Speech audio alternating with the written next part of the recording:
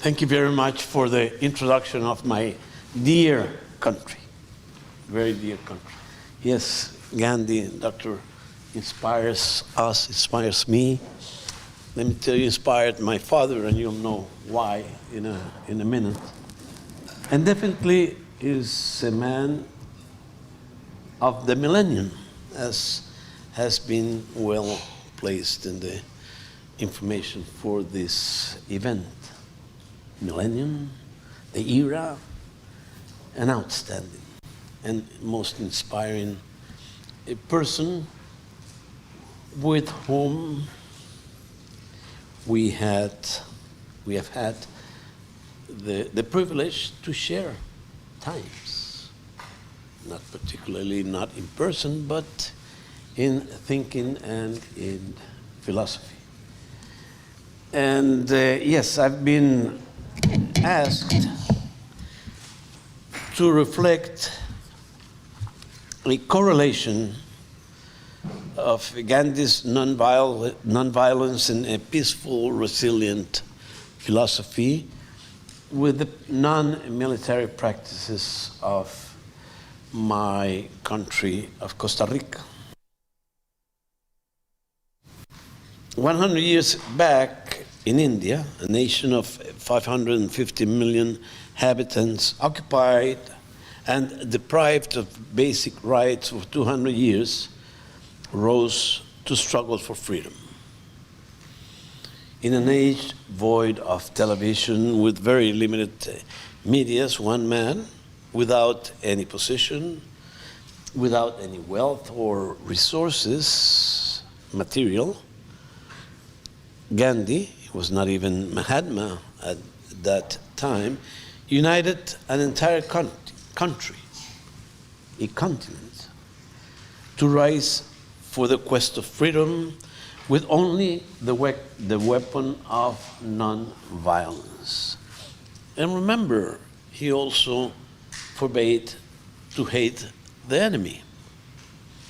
This is not a fairy tale. India won her freedom with no violence.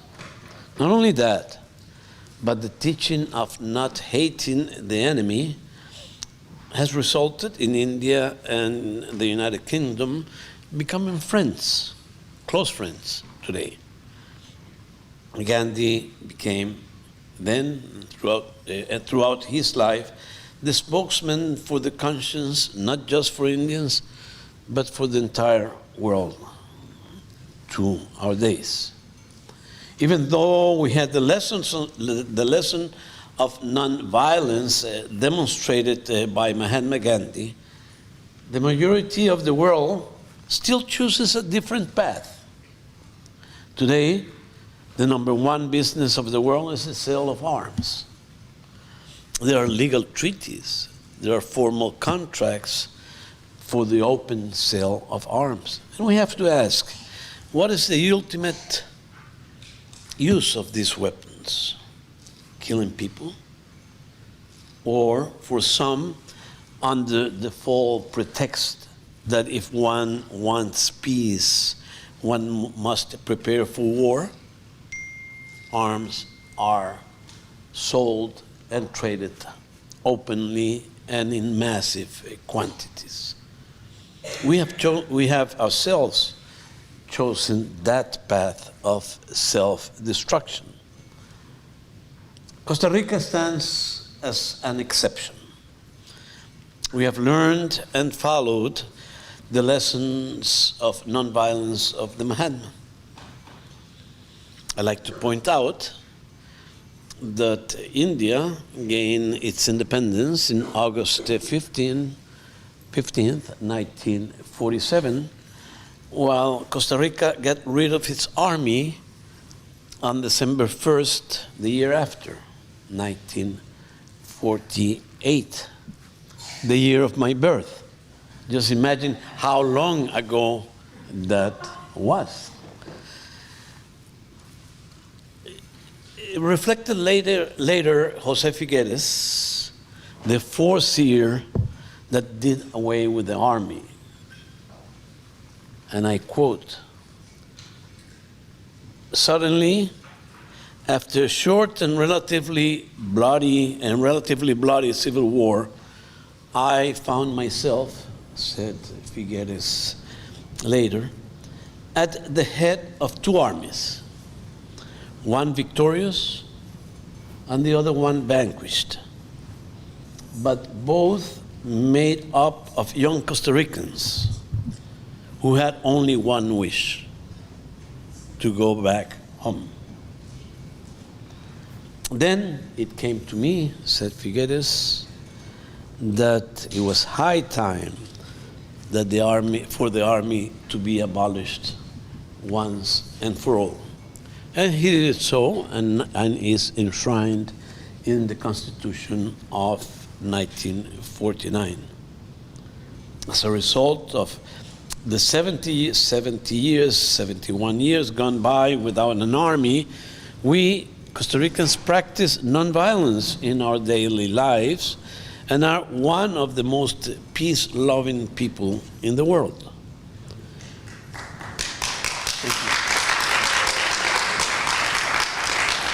An Indian friend of mine living in Costa Rica, who is very familiar with the teachings of Ghandi, points out that there is no other country where the love for Mahatma Gandhi is so genuine and profound.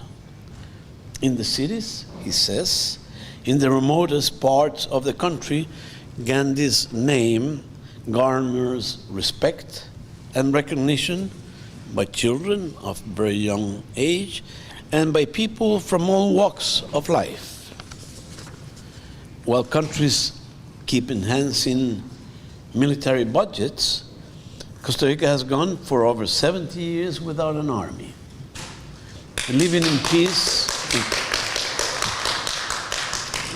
peace and relying on international agreements as its only means of defense, while dedicating large portions of available public resources not to prepare for war, but to enhance minds through an ever-increasing public education program, to protect bodies by means of universal health care system, and to protect and strive to assure an ecologically balanced environment.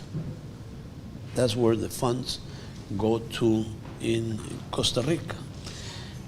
In fact, it was actually Costa Rica that proposed to the UN the creation of a university for peace, which was to be based and is based on the teachings of Mahatma Gandhi.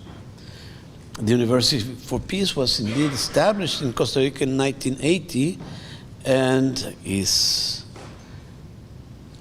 close to celebrating its 40th anniversary as we speak. A citizen of Costa Rica who became president of the country, my father, was once gifted with a bust of Mahatma while visiting Ghandi, the birthplace of Ghandi in west of India. During the entire travel, all the way back from Gandhiham to Ahmedabad, is that correct? Thank you. By road, by plane from Ahmedabad to Mumbai, to London, to New York, to Miami, and to San Jose, my father reflected and remembered for a long time that bust never left his lap until he got home, when he put it in a privileged place of what was then their home, and to which my children, his grandchildren, went frequently. That's meant a lot for me, of course. And yes, before leaving for India, he had proposed the establishment of the University for Peace that I mentioned before. The influence of nonviolence, of the nonviolence philosophy of Mahatma, is so profound in Costa Rica that one of my close friends is developing a project to invite delegations of other countries, particularly the countries in conflict, to visit Costa Rica and demonstrate that people can live peacefully without an army. Yes, we can demonstrate that. The greatest contribution of the United Nations for the entire humanity at this juncture of increasing chaos would be furthering the lessons of nonviolence of Mahatma Ghandi, and not just highlighting it around his birth anniversary, which of course we all celebrate and take into consideration for rethinking and going over those thoughts and lessons and practices. But yes, also by developing a serious, a pragmatic, a consistent mission to promote nonviolence and instilling in every sphere of the society a mission where the participation of Costa Rica is imperative. Thanks very much for letting me share with you these thoughts.